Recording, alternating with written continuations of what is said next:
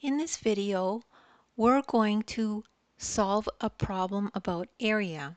So if we have a problem like this that says, what is the area of the rectangle? And you could see this rectangle, and it has a side length of 5 centimeters and another side length of 3 centimeters. So this is usually the length and this is the width. So first we need to understand the definition of area. The area of a rectangle is equal to its length times its width. So, as I mentioned, this is the width and this is the length. So this side is 5 centimeters. So we know that this side is also exactly 5 centimeters.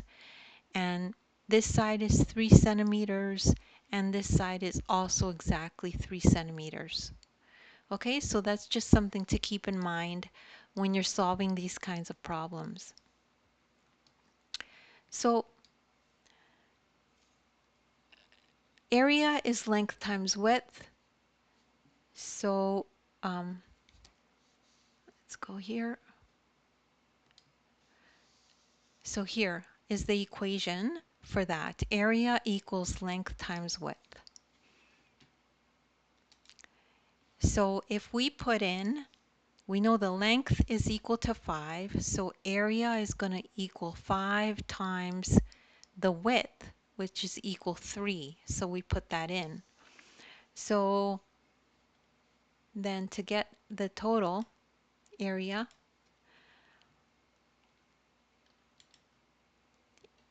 the area is 10 centimeters squared. And something to keep in mind when calculating area, area is always measured in square units. So that's the end of this lesson for calculating area. And don't worry if you don't understand it the first time. Just restart the video and watch it again.